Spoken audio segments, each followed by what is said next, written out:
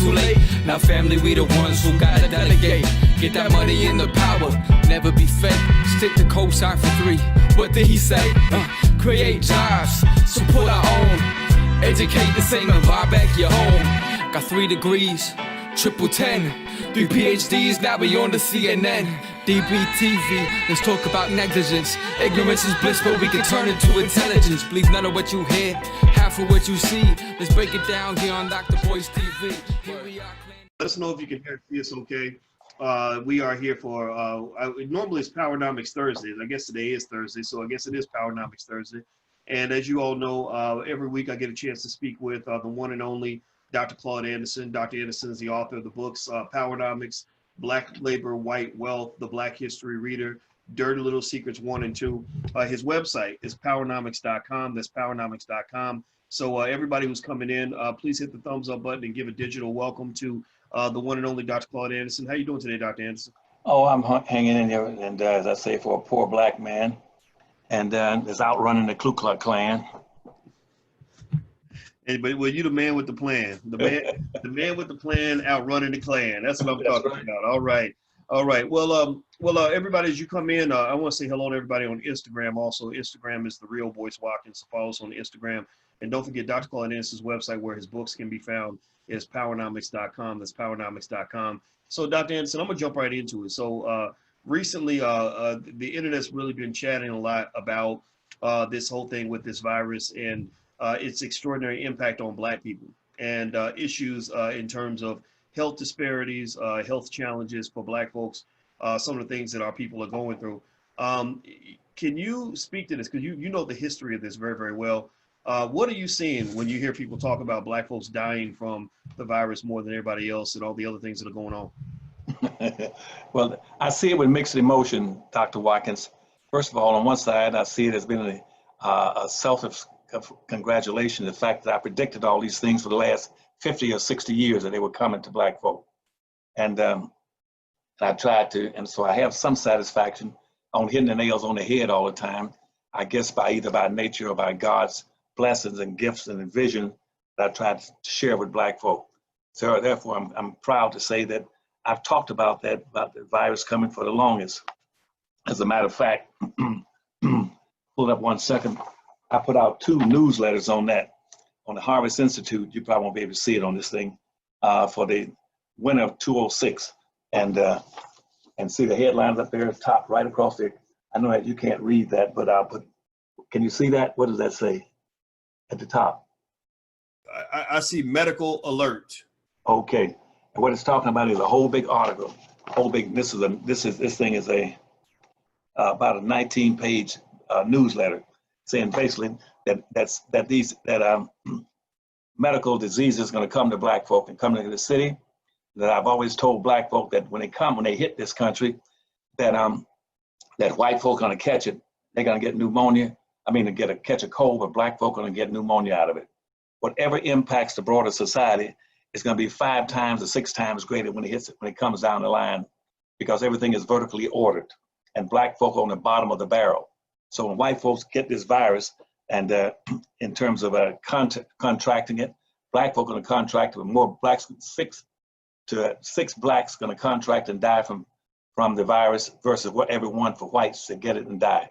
It's going to visit the Black community, but Black folk are totally ill prepared to deal with it, and that's why all my books talked about that. They don't have any of the things they need to be able to deal with. First of all, they don't have communities, and without communities, they only have is vacant, porous neighborhoods where anything can come in and out. They have no food supply services in there. They have no no medical supplies in there. They have no drug stores. They have no grocery stores, supermarkets. They have no means to be able to survive sufficiently in those neighborhoods, and therefore they're going to die from it. And what whites are going to try to do in reverse is always flip things in reverse and start putting out misinformation, saying, well, Black folk are immune to the virus, so they're not going to be impacted at all. They'll put that out. But Black folk are going to be more seriously damaged than everybody because they're all congested. 70%, Dr. Watkins, 70% of all the Black people in America, you got 46 million. So you figure out of 46 million, what 70% would come to, and they all live in and around 10 large metropolitan cities. That's where the disease is going to hit, starting with New York and go all across the country. You're going to see them hit New York, then they hit New Orleans, where there's, again, a predominantly black area. Then they hit Philadelphia, Pittsburgh, St. Louis. They're going to tear these places up. And that's where blacks are congregated. And blacks are going to get wiped out because they're ill prepared. And again, they focus all their time on talking about civil rights and enjoying the fruits of a social illusion that somehow they are progressing with civil rights. And minister and black ministers always talking about how far we've come, how black folk have progressed. And I'm telling you that black folk have not progressed one iota since 1860 on the eve of the Civil War. As a matter of fact, they're going backwards. They're more ill prepared today than they were ever in history. And that's, as a matter of fact, back in 1920s, I had and per 100,000 blacks, I had 20 times more black businesses in 1920 you got today.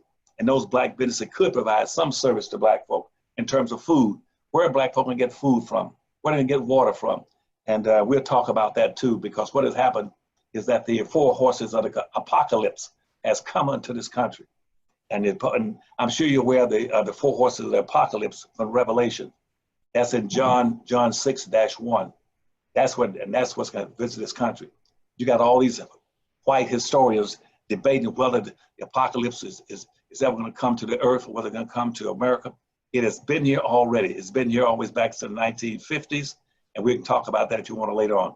Black folk are going to be wiped out unless they start practicing group economics and group politics, even though it might be a little too late now to do it. Everybody who's watching, I'm speaking with Dr. Claud Anderson. Dr. Anderson is the author of the books Powernomics, Black Labor, White Wealth, The Black History Reader, and Dirty Little Secrets 1 and 2. He's the revealer of a lot of those dirty little secrets that are used against you. And that's one of the reasons why he is, in my opinion, the leading scholar and thinker in this country. And so do me a favor, hit the thumbs up button, hit the share button, hit the subscribe button if you haven't done it yet.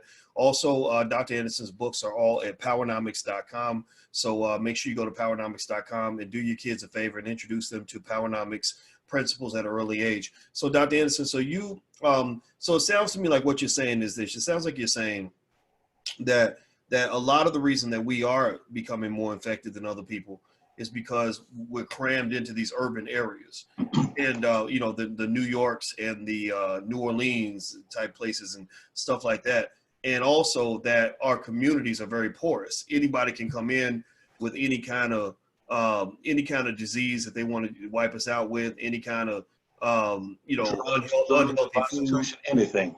They can drop anything. They can drop the garbage in those neighborhoods at night. They're so porous. There are no restrictions on black people coming into the black communities. They're not guarded like Beverly Hills or Chinatown or a little Cuba, a little Havana, Mexican town, a Jewish town. There's no surveillance going on to stop people coming in and out of the black community. People come into black, all of them are transits. They can come into black community and black neighborhood rather today and be out tomorrow. You never know who they are. Black folk, and worst part, you hit it on the head, you got it. Excuse me, Dr. Watkins, but not only are they crammed together and aggregated together in a pot, but the worst part about it, they don't have the resources in there. That's where the civil rights movement went astray, went wrong, and never corrected the primary purpose of slavery, was to maldistribute all the resources that would be necessary for survival and competition away from black folk. The civil rights movement started after slavery ended. They did not correct, they even focused on it. Started talking about, well, we should all be together. We should be aggregating, not social distancing, we should be aggregated. And the only time in the history of this nation where black folk progressed economically, Dr. Watkins, was doing Jim Crow segregation, because white folk made black folk do what they should have been doing naturally. And black folk were forced doing segregation to have some of their own business, to be independent, to be self-sufficient. They had some of the things they needed. Nowadays with integration, they don't have a damn thing. There's nothing in a black neighborhood. And every black in Chicago where you live in, or any other city, if they want some groceries, they got to get up right now and drive to a white neighborhood, a white community, and try to get it.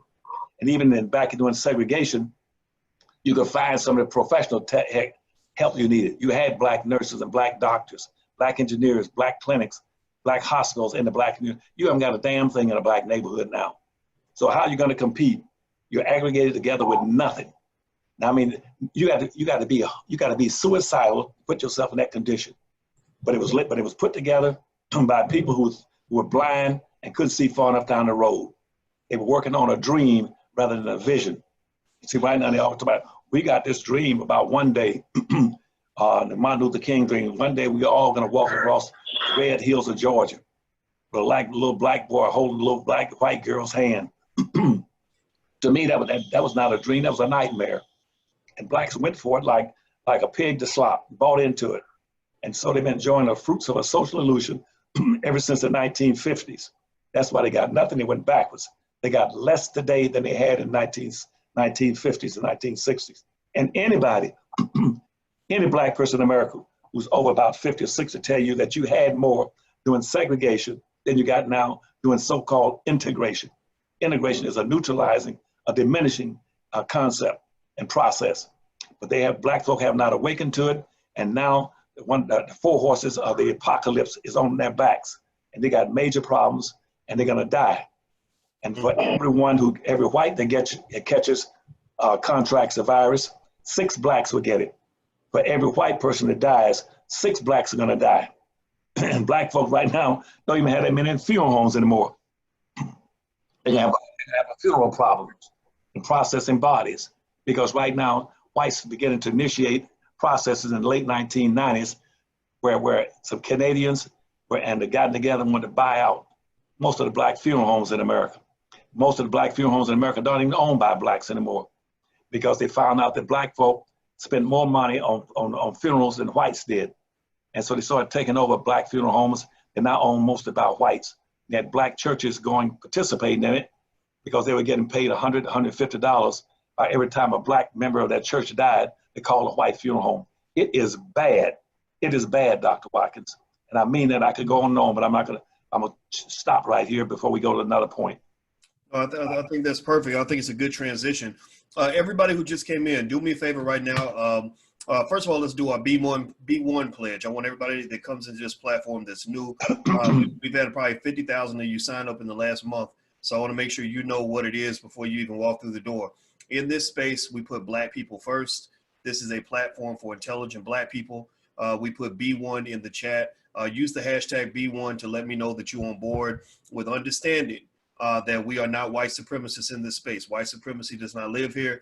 We put our people first. And if that offends you, then you should probably leave. So type B1 in the chat if you understand what I'm saying, if you agree with that, if that is how you think, then that way we can continue to move forward. Hit the thumbs up button, also share and subscribe. So Dr. Anderson, let's jump into this. Before we jump in on, you said something that I thought was real intriguing. You talked about the 4 horses of the apocalypse. And what I'm gonna do is I'm gonna lay them out. I took notes just in case y'all know this. Dr. Anderson is what they call my OG. And when my OG is talking, I take notes. So I start writing stuff down. And I wrote down your 4 horses of the apocalypse, and I'm gonna mute myself and allow you to explain them. You mentioned the 4 horses are immigration, integration, technology, and globalization. That these were the 4 things that would destroy black people: immigration, integration, technology, and globalization. Can you break that down for us, please? Okay, thank you. I would try to do that. Now, in Revelations. For centuries now, people debated what was Revelations talking about when they talked about the 4 horses of the apocalypse. That was written by John. You look at John 6.1, and it's very highly symbolic. And they would look for something much more symbolic than what I've reduced it down to as a forensic historian. And the first horse was a, excuse me, was a white horse. And the white horse really is supposed to be symbolizing some kind of a spiritualness of somebody being Christ-like, coming to the earth and wearing a crown and promoting humanity and forgiveness and caring and all this kind of stuff and being very compassionate. That's what it was talking about. That was supposed to be the white horse in Revelation in the Bible. The next horse, the second horse, would have been a red horse. A red horse would have been when the society meant pushing back, when people push back and say, in preface of that, we're going to push back. We're going to bring about violence and death on those who try to carry out and support and identify with the white horse.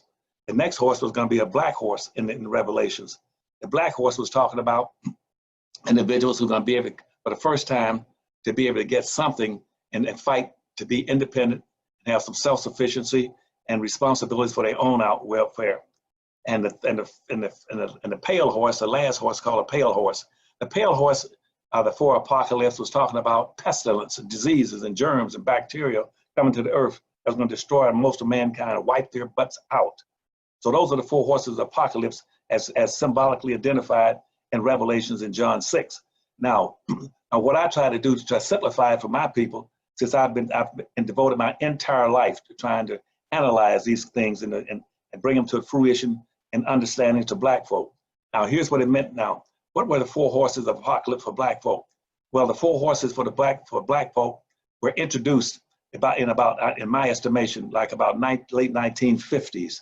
That's when the four horses hit the earth. And these white historians and biblical students keep talking about, well, is it going to come? When will it come? I tell them it has come and gone.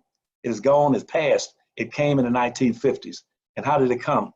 It arrived first in the 1950s. And when people like Martin Luther King was first came on the scene at that particular time, excuse me, and that time he indicated a willingness to try to address some of the issues in the society where he thought that black folk were suffering. And so and that's why after he started giving a few sermons around the country and began to get a little attention, he decided to have what's called a major march on Washington, D.C. by calling everybody to Washington, D.C. for a big march on Washington. But at that point in time, by the time he set that up, he set it up based on Lyndon Johnson's 1964 civil rights legislation. And here's where the BS and the misinformation came in. Lyndon Johnson set up this 1964 civil rights law, but here's where the gaming started. He set it up not to deal with the issues that Martin Luther King wanted to raise about black folk, about racism. He set it up based on discrimination. They had a damn thing to do with black folk. There's 50 miles difference between discrimination and racism. And so Lyndon Johnson asked Congress at the behest of Lyndon Johnson, Congress passed a law in 1964 called the Civil Rights Law of 1964. At that point in time, they shifted the whole focus from racism that was affecting black folk, that had black folk enslaved and Jim Crow segregated for 360 years. They switched it. And he set up a 1964 thing based on discrimination, not against black folk, which is immaterial because it was racism. Black folk don't suffer from discrimination, they suffer from racism. And so that law went into effect in 1964. And that set a platform. That set a platform for the four horses to come visit black folk. So the very next year they started with, they went into, again, they assembled all these different blacks to come to, in response to Martin Luther King's march in 1963. And say Martin Luther King called for what? He called for, we're gonna have a march on Washington. And we're going to Washington, we can all come together. But now the apocalypse had been visited upon him, the first horse. He came in, and what the Kennedy administration says, you can call all those blacks to Washington, D.C. if you want to. You can call them all to Washington. You can call them a million. You can call every black in America. You got 40-something million of you. When you come to Washington, D.C., here's the rule. Here's the gaming. You cannot have these people coming here talking about black issues because of the code and the gag order of 1836, which said you cannot, in a legislative manner, as a nation, address issues affecting black folk. And so what the Kennedy administration says is, come on to Washington with your march, Martin Luther King, if you want to. But remember this, you cannot bring them in here and talk about black issues and black people. And so he said, I'll let you come in here, but the first thing, but you can come on here only for one day. You got to get out of town before the sun goes down, because Washington, D.C. is a sundown town. You got to get out of town so they can spend one day in Washington, D.C. talking about issues. But you can't talk about black issues, so we got to neutralize this thing. And the scheme goes all the way back to the Constitution in 1789, which says keep the focus off of black folk and dilute it and water down. Use very broad, ambiguous terms. So what the Kennedy administration told Martin Luther King was that come to town if you want to, but we're going to make sure that it's diluted and watered down. And so they invited all the college campuses for white kids to come and join the Martin Luther King event in the March on Washington. Most people don't know that. That was structured, organized to impede and water down and dilute black folk having a major presence in Washington, D.C. Even though Washington, D.C. was known at that time as Chocolate City, because it had always been Chocolate City, a black city, 78 to almost 80% black. And so they invited all these college kids to come to Washington, D.C. Also, they said, what else can we do to water this thing down? This is a rule put out in Washington, D.C. before I got to the White House. They said, well, invite unions. So they hit all the major unions in the United States and told them to come to Washington, D.C. and join the Martin Luther King March. And so the unions came in and participated and supported it and put money into it and helped Martin Luther King pull the crowd together. So now you got Martin Luther King trying to address an issue that it should have been focused strictly on blacks. They've been watered down. Now we got white college kids, and now they got unions in America coming in. Then the third thing they did, they contacted all these women organizations and told them to participate and join and come in. And also some of the immigrant groups and said, y'all come in here and participate in this march. It's not a black march. We're gonna let you have a black march in Washington, D.C. So they watered the Martin Luther King March down where everybody, including the damn local dogs, would join in on it. And so that was not anything about black folk. So when Martin Luther King came here, he was forced to not talk about black folk because of the gag rule, which says you cannot bring up black issues. He had to water it down and say, I got a dream, and not about black people, but about all people, all people. And so, and that's what he got into social integration about, and they said also, and once you start dreaming about black folk, take the emphasis off and put it on all people. So Martin Luther King then started addressing discrimination, not racism, but discrimination. Then he moved from that and said, well, how else can they water it down? Don't talk about black folk being poor, talk about poverty in general. Poverty in general. Let's talk about eradicating poverty, not helping black folk who never had anything. And so the issue was not taking off of poor blacks, was to put on poverty for everybody. Then they switched it off again and diluted it further by pushing him and putting him into going to fight for the garbage collectors up in Tennessee. And then also talked about the Vietnam War. That's how he got into the Vietnam War, watered that down and diluted it to the fact he had to go talk about the Vietnam War. And then in the civil rights organizations, the NAACP, Urban League, and the Rainbow Coalition, they put out a big news spread in the newspapers endorsing, fighting, and getting involved in the Vietnam War to take the focus off of black folk intentionally. And so the FBI then sort of said something that where the FBI hadn't come in yet. That was intentionally to dilute and water that whole concept down and make sure that nothing was placed on black folk. And so when you hear people talking about how far we've come, that was the whole point. That was the first horse.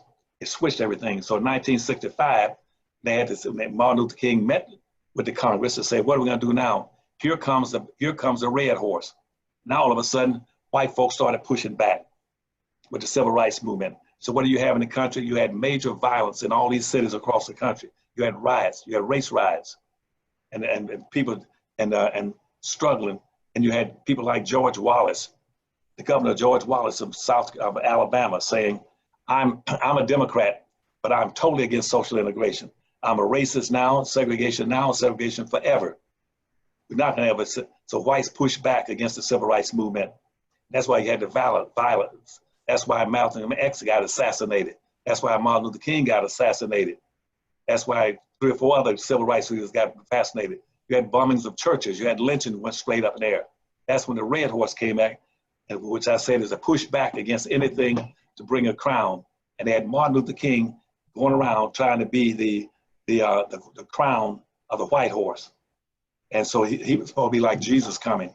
And that's why he's pushing a religious perspective as a white horse.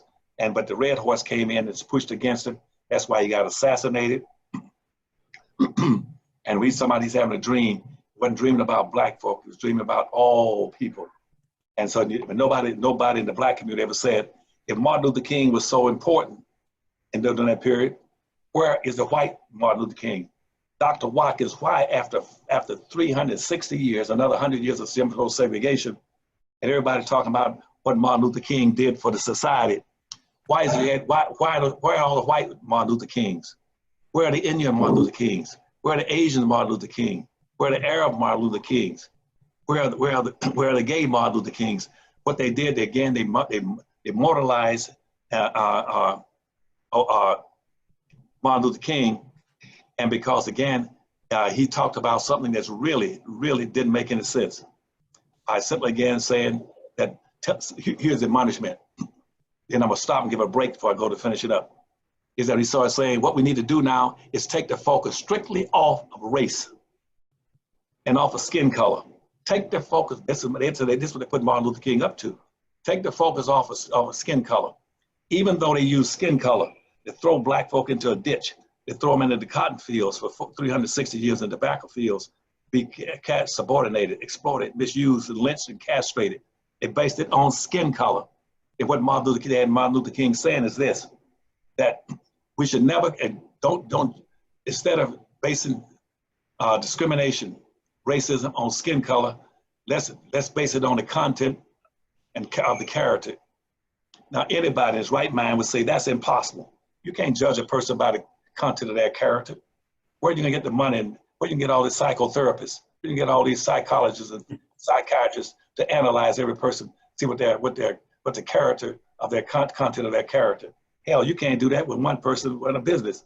They knew good and damn well you can't have 360-something million people in America, and they one of these damn white folks gonna throw them on a table on a cot and try to analyze the content of his character. Hell, that's a waste of time in playing games. So don't judge them based on the color of their skin, based on the content of their character. That's all bullshit. And they did it. And the society went for it. And every white person right now loves that saying. We ain't gonna base anything based on the content on skin color anymore. That's based on the content of their character. And so at that point in time, nothing has happened. They totally neutralized everything. They got to that red horse. And George Wallace pushed back, and so he got assassinated. He got shot right here in Laurel, Maryland. But the same thing, same time Martin Luther King all being. So I'll stop there before I get to the black horse and the white horse. I mean the pale horse. And we have to pick it up next week. And I'm gonna stop right there and give you a break. I might be talking too much, giving you too much information, and I don't want you to get lost and misled on this and raise whatever questions you want, because you got a lot of bright listeners across the country. This is extremely important. They understand that what's been going, that bullshit has been going on now ever since the 60s. And I started raising, I devoted 60 years of my life, even with governors and presidents, analyzing this stuff for them, explaining it, understanding it. And yet I got all these civil rights leaders don't know their butt from a hole in the ground, going around talking about how far we've come, we got social integration. This is all a game. I'm gonna stop right there because the cardinal rule in the upcoming election is that I told black folk, never play in a game if you don't understand the rules, you don't know what you can win and what you should be doing to play and win the game. And so they started voting on this coming up between Trump and Biden. Neither one are gonna do a damn thing for black folk. And black folk don't know the game. They don't know how to demand anything. They don't know how to keep things focused strictly on black folk and quit trying to be amorphic and talk about all people, everybody, all citizens, poor people, minorities, handicapped, crippled, deaf, dumb, everybody. That's why they're gonna lose. And this upcoming race between Trump and Biden, I don't care who wins. I don't have a dog in that fight. But the only thing I feel sorry for is my people that don't understand these issues, and they're gonna let a few black folk come out as leaders in the Democratic Party, the Republican Party, and gonna use them again the way they use black folk all these years of voting. And because what Trump wants is I need 20% of the black vote, and Biden said, well, I need all 38 to 40% in the Democratic Party to win. And so we're going to fight over the weakest fool would carry the heaviest load, and we're going to make black folk carry the heaviest load either whether it's in the Democratic Party or Republican Party, and we're going to give them a damn thing because black people haven't got enough sense to stay focused on their own people and demand stuff strictly and solely for their own people. Anytime you started mentioning these other broad, ambiguous groups, get away from them. They started talking about on TV, so no, we ain't going for that as black folk. 460 years of being the stupidest horse pulling the heaviest load, we're not doing it anymore. But I'm gonna stop there before I get to the other two horses so you get an understanding of what I'm talking about. All right, everybody who's watching, I'm speaking with Dr. Claud Anderson. Dr. Anderson is the author of the books Powernomics, Black Labor, White Wealth, Dirty Little Secrets 1 and 2, and the Black History Reader. If you want to do a favor for your family, especially now while you're on quarantine, you might as well learn something and become better at whatever it is you want to become better at. So go to powernomics.com.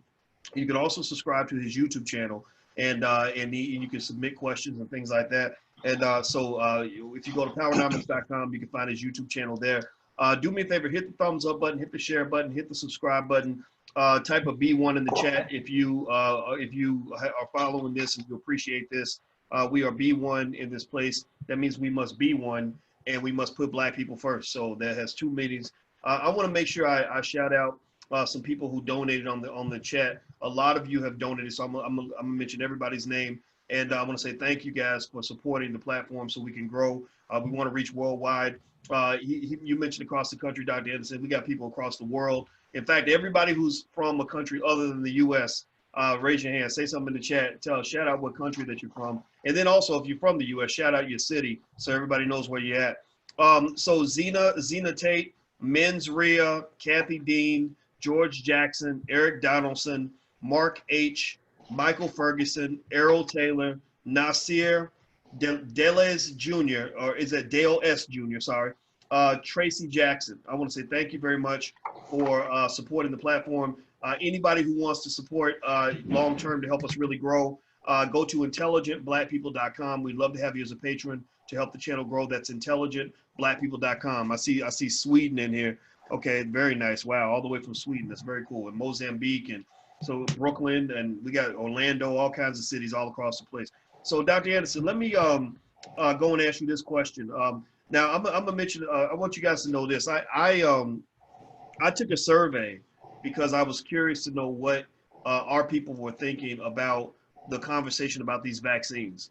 A lot of people are real suspicious of vaccines for obvious reasons, because you have a history there of, some medical trickery, everything from the Tuskegee experiment where they were injecting syphilis in black people to all the other things they've done to us. For example, Henrietta Lacks, still her family's never been compensated for the multi-billion-dollar industry that was created off of her cells. So Dr. Anderson, when I did the survey, I think I asked a very basic question. I said, if there is if this virus is out here, if there is a vaccine, would you be willing to take the vaccine? And I think about 98% of the black people on the platform said no. A lot of them said hell no, F no. Like they were like hell to the no. Like, I mean, just no across the board. So Dr. Anderson, can you give a historical context of where the distrust of the medical industry comes from for black folks? You're a history expert, so I'm sure you've run across numerous examples of why black folks have a hard time trusting a vaccine or anything that comes from the American government and the American medical system. What are your thoughts on that? I think it goes back to slavery. As a matter of fact, during slavery, most experiments was done on black people during slavery. As a matter of fact, even the white medical schools, they place a great deal of value even on cadavers, on corpse.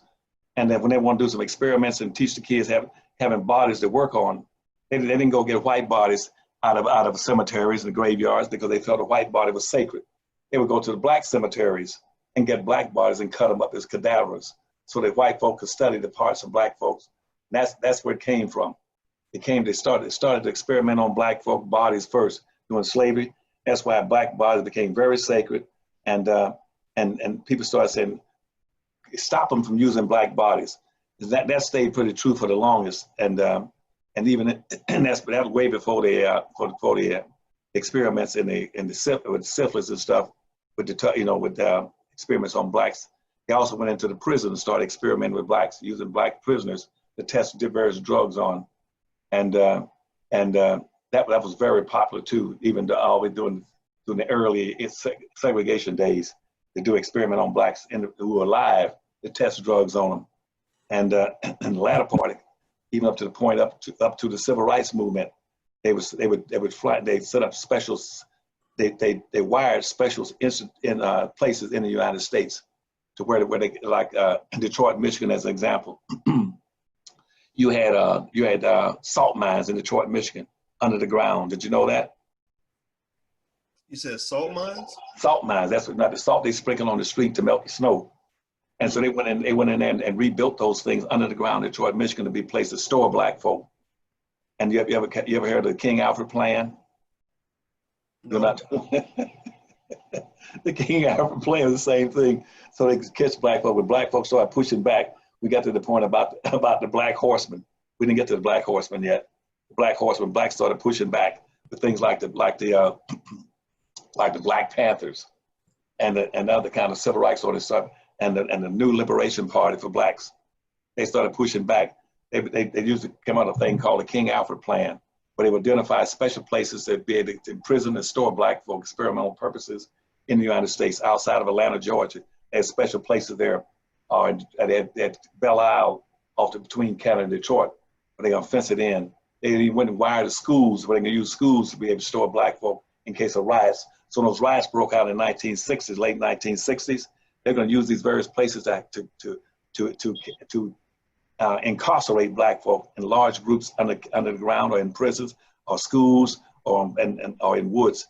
And FEMA was going to be, they're going to use FEMA as one of the driving agency that had all these parks and grounds where they could store black folk and cordon black folk off. And they would do these experiments. In Detroit, Michigan, they had helicopters that were going around. They could spray stuff in the black neighborhood, see how blacks reacted to various things at night when they sprayed these various kind of gases and incense and things into the black neighborhoods, how many blacks would be affected by it. And then when they were going to be, they would go in places like in the southern areas. Let's take in tobacco areas, when they had to dump the residue from old, from the residue from cigarettes companies are making tobacco, making chewing tobacco and cigarettes. But the residue, the dust, which they had no use for, they would go over into black neighborhoods and dump all the residue from cigarettes and dust and powder into the black neighborhoods, then set it on fire to burn. But all that smoke and everything went into the black neighborhoods. They built all the incinerators for garbage put up in the black neighborhoods. And like in Florida, same thing with Northern, I can't think of the company now, that produces most of your toilet paper and boards. They dumped all the residue into black neighborhoods. Blacks came up with all kind of illnesses and diseases by the stuff that being dumped. All the military stuff that was coming back from World War II, like the life rafts and life vests, the rubber, they called neoprene rubber. They would grind all that stuff up. They had to dump that place for it to deteriorate. So they go into the black neighborhood and find vacant lots and dump all this used rubber and trash and stuff in the black neighborhoods, and then try to bury it there along with the dust from the factories, like or R.J. Reynolds would dump all that trash and stuff for tobacco into the black neighborhoods. I can go on and on, but in Detroit, Michigan, they would just fly over and dump it from helicopters to see how blacks reacted to it. So what happened in these large metropolitan areas, as I said, that's where 70% of all the blacks live. Black folks started getting all kind of breathing problems. That's why you find some of these black kids with asthma living, because 70% of the black folk live in these large metropolitan areas. That's why they wind up with a lot of asthma. And so now this virus going around, now this coronavirus going around, and black folks show up and they got these internal illnesses already from breathing problems. They're prime suspects to contract the virus and get it wiped off the face of the earth. The game goes on and on, but you don't have any black. You have not one black organization except the Harvest Institute and those books I put out, those 5 books trying to inform black folks. It says, get your minds open. And I said, and the whole point of my 5 books is saying this to black folk: a prepared mind and a prepared community has a chance to be able to survive and prosper. If you haven't got those 2 things, you haven't got a snowball's chance. The game is up and going. And they thought, well, when things come up after they cure the virus, blacks will be okay. No, you're not. You're not going to change your condition. You've been on the bottom, underneath the society and outside of it for 460 years. Not just because the new businesses come on stream, not going to help you. You don't have any businesses. You don't produce anything. And the last point about it with the virus now is what's going to happen is that you're going to start having shortages in the country. Not only of businesses, but next thing coming up, and I even wrote that in one of my Harvest Institute, let them know. At the bottom, you can't see it here, but right here at the bottom, the whole thing is another about a 19-page story. Water shortages, we're going to reach a tipping point along with food shortages. You're going to have water shortages and food shortages now coming up when this virus is over. Water is going to become a premium. I told black folk a long time ago, in 1970, started to being able to own and control water. And they said, Dr. Anderson, you're wrong, because, why are we going to buy water? Water is free. No, it's not. I said, water is going to become very expensive. I said, start learning how to get into the water business, owning and controlling water. And that was in 1990. By 1999, guess what? That water had become so expensive that water was costing 4 times what gasoline costs per gallon. You go in and buy a little small bottle of water, about a pint of water, costs a damn $1. A pint of gas don't cost no damn $1. See, a gallon, that's 4 times more expensive than gasoline. I said, learn how to own and control water, build water businesses, go into the bottled water business and control it. They ignored it. Now, when water become that critically important, people are going to start having trouble getting clean water. Like it's going to have it right now. 20 to 5% of all the people on the earth right now are suffering from water shortages. They can't get water, can't get clean water any place on earth right now. 20% of the world right now, 25% is suffering from lack of water. And guess what? If you have a shortage of lack of water, next thing going to come up is going to be a short of food. That's coming. You can't get food right now in all these black neighborhoods. They're going to be able to get food. You don't produce anything. Where are you going to get? How are you going to feed and clothe your people and give them water and food, and you don't own and control the damn thing? And half the people want you out of the world. 88% of the people right now, white people right now, still have a despised feeling about black folk. And it was 98% during slavery. Now it went down to 88%. 63 to 64% of all the immigrants coming to this country do not like black folk.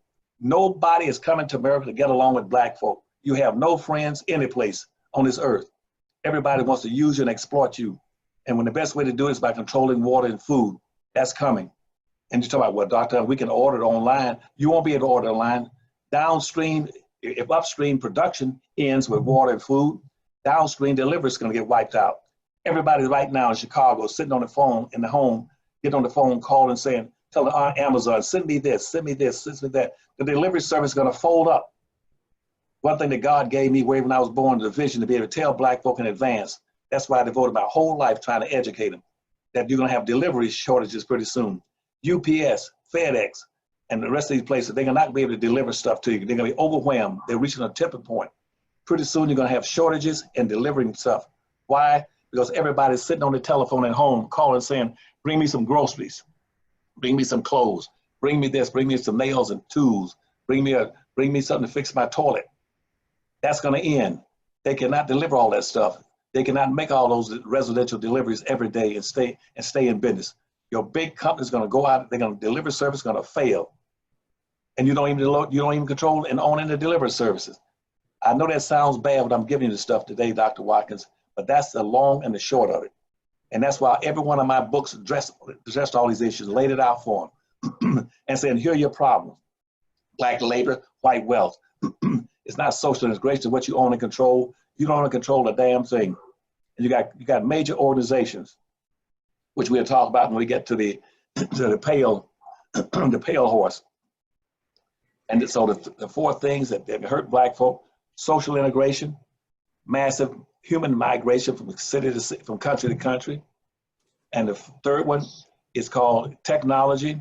And the 4th one is globalization.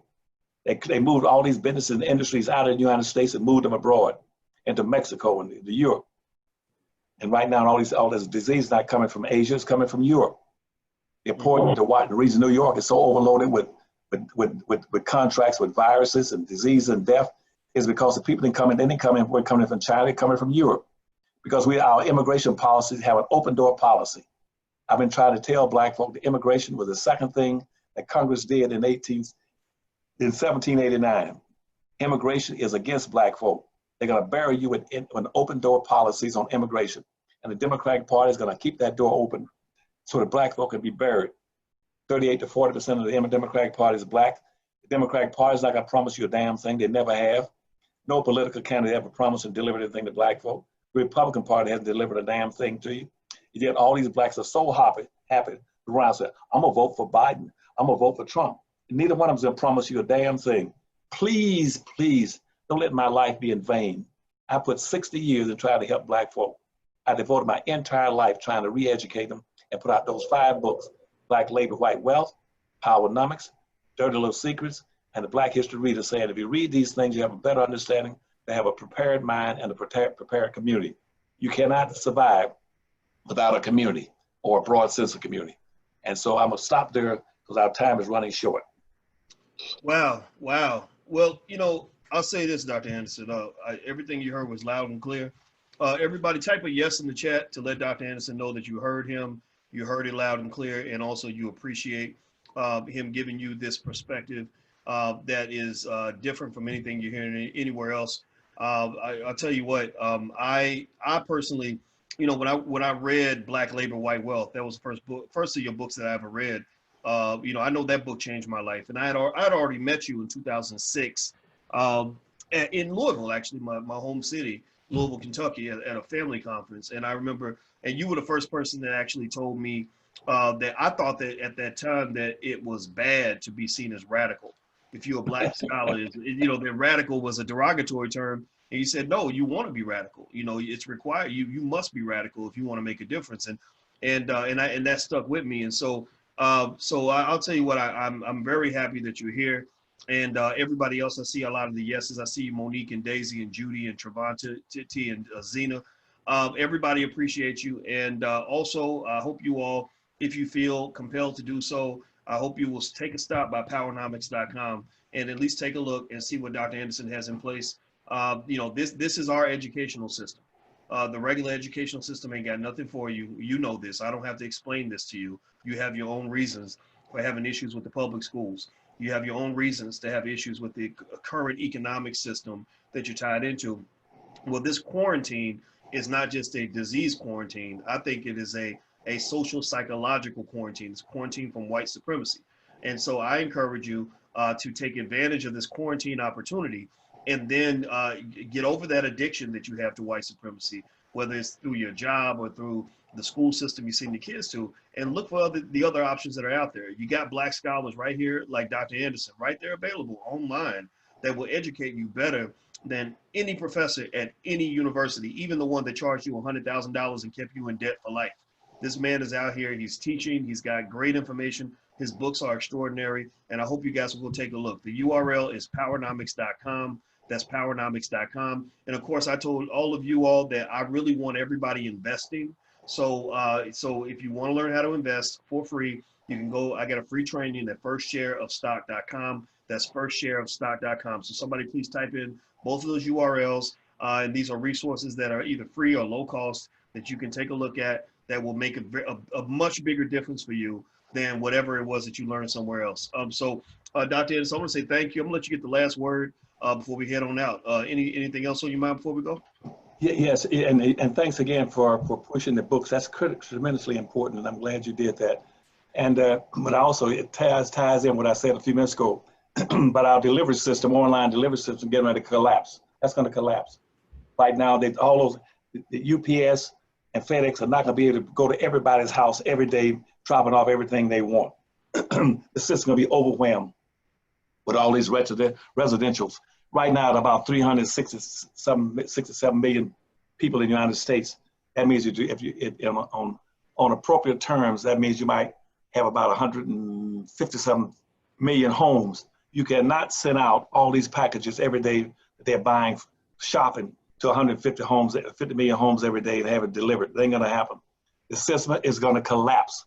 And what I'm saying to back up your point is that if they're gonna understand these issues and have some clarity about it, they need to try to get these books in as fast as they can because that system will collapse. We send our books out from the Powernomics Corporation through the UPS that deliver it from home to home. And those of that system collapse, they're never gonna be able to get these damn books. So in following up on your admonishment to get out, for them to get them, buy them and read them, they better do it very quickly. And what I'm gonna do between now and the next 2 or 3 weeks, I'm gonna see if they respond the way they usually do to your admonishments. Get these books in, get them in fast. The delivery system is gonna collapse downstream, but upstream, the production system is gonna collapse. Right now, black folk are 0 producers and 100% consumers. That system is gonna collapse. Who's gonna produce anything for black folk? They're gonna be the last one to get the food, the water, and medicine, and anything else. They have no clinics, no hospitals, and no paraphernalia, no drug stores. It's gonna collapse. And so in downstream, if you are gonna sit at home and do it on the telephone, that delivery system is gonna collapse.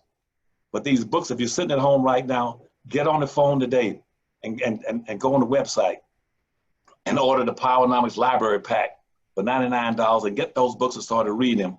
And remember what I said, a prepared mind helps you build a prepared community, then you got a chance of prospering and competing. You can't do it otherwise. Civil rights and social integration and simply watching football games and basketball games is not gonna cut it. Nobody cares about how far, what you can produce running up with a damn ball. You're producing sweat and nobody's buying the damn sweat, and sweat cannot keep your butt alive. So tell them to get those books as fast as they can. That way we got some unity. We got a platform we can communicate through what I call a sense of community. Once they get an understanding, then people like you and your schools and stuff, you can communicate with them. You'll all be on common ground with a common understanding of the nature of the problems that Black folk that are confronting Black folk. But without those books, there are no other books that can give you give you this information I'm giving you. I'm giving this information based on all my years of 60 years in all levels of government, from the highest levels you can get with presidents, with governors, run their campaign, with attorney generals, with congressional people, state legislators and mayors. I was there with them and advising them on how to do it, how to work in this system. And so if they don't get the information now and get those books, I feel sorry for them, because right now they're not gonna be able to contact, and it's gonna be hard for people like you who's dedicated and committed to try to educate our people. You won't be on the same ground. And I know you buy these books and you give away a lot of these books because of the charitableness in your heart. You give away these books. When you buy them, you buy cases of them. And people who roll in your classes, you give them free books. I know that. That's because you got a good heart and a good mind and a commitment to your people. And but I'm not going to beg Black folks to get the understanding. When the system collapses, there's nothing upstream producing, and downstream it's going to collapse, nothing delivered. You're in a world hurt. That's why you're going to die 6 times faster and be sicker 6 times worse than whites in another group in this country. Well, I'll tell you what, I've given away a lot of stuff for free, but I'll also challenge everybody in here to understand when I say that, you can't run a business on free. You can't employ Black people on free. And also I want to make sure people understand that, we got 1.3 trillion a year that we spend as a community. And there are lots of things we spend money on that won't give you 1/1000th of the value that you'll get from what Dr. Anderson offers you. So I encourage you all, sure, we give you lots of stuff for free. Well, you sit here and listen to this conversation is free. It's better than any class you ever took in college, but the white university probably got thousands of dollars before they let you sit in the class. This is free. But I encourage you to be very conscious and thoughtful of what you do with your money. And so when I come to you and I say, hey, look, yeah, it could be free. This could be free, but I hope you'll consider paying for that. It's not because somebody's saying, oh, let's just get everybody's money. It's because that's how you build an organization. That's how you build a company. That's how you build a movement. That's how you employ people. That's how you make things happen. Because right now we're employing lots of people. Black people are one of the biggest employers in America. The only problem is you are employing people who don't look like you. When you go spend money at McDonald's, you're employing McDonald's employees. When you go spend money at Applebee's, you're employing people for them, right? So what we're saying is, and I do this in my own life. I practice what I preach on this. When I have a Black business owner, I meet Black business owners everywhere all the time. When I go around the country, they always offer me their stuff for free. Usually, if I have money in my wallet, I'll pull money out and I will buy it anyway, because I know you can't run that business for free. Nothing is free. And I have to repeat that because I think that when Dr. Anderson, when you were talking about all the other influences that come into the community, when you talk about the civil rights movement, you have the socialist and communist organizations, I think, that sort of wanted to lump Blackness in with all the other stuff they had going on, like whether it was feminism, labor rights, or whatever, which are fine issues, but that was not Black stuff. That was not our stuff. I find that another thing that's happened is that we've been trained to see ourselves as a charity case. So what Black folks will do, and I want to point this out, I want you all to just process this for a minute, hear me out on this, is Black folks will expect to pay money for a product being sold by a white man, but will expect a free service from a Black man. So you'll go and you'll give your money to a white business and won't expect anything free, because they made it clear, we don't care nothing about you, we just want your money. But a Black man like Dr. Anderson, when he comes along and says, I care about you, that's why I created this product for you, you'll say, well, if you really care about me, you'll give it to me for free. Well, I'm sorry, but you're not a charity case. Again, now if you're destitute and completely broken, you haven't given any money to white folks, then fine, I'll give you lots of free stuff. But a lot of y'all, 99% of y'all, will spend money in the white economy. So I'm just saying to everybody in here that gets what I'm saying, spend some damn money in the Black economy too. show at least a fraction of the same love to black business owners as you show to white business owners. Because right now we got it real backwards and real twisted. Okay, so that's the point I wanted to make. And Dr. Anderson, I got a meeting I'm late for, so I hope you're okay with me jumping off of here. But I'm gonna jump off and on what you're saying. Dr. Ken Harris in Detroit, Michigan, he's now organized the Black Business League across America. He's now got about 365 black small businesses coming on stream, and I'm one of the things I support. So we're gonna have some black businesses that we can survive with a prepared mind and prepared communities. Build these communities, support people like Dr. Ken Harris from Detroit, Michigan, and the Black Business League that's developing across America. We're gonna have our own products to sell in those businesses. All right, excellent. Well, thank you guys very much for your time. Run to your meeting. Yes, sir. Thank you. It's great to see you, Dr. Anderson. I'll see you next week, hopefully. I hope you. Thank you, buddy. You take care now. All right. Take care of yourself. All right, everybody. Have a good day. Love you, and we'll see you soon. Bye-bye.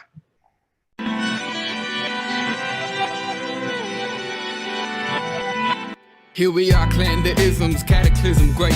Our people out here struggling, trying to make it in this state. Everybody out here doing it, but we the ones who late. Now family, we the ones who gotta delegate. Get that money in the power, never be fake. Stick to cosign for 3. What did he say?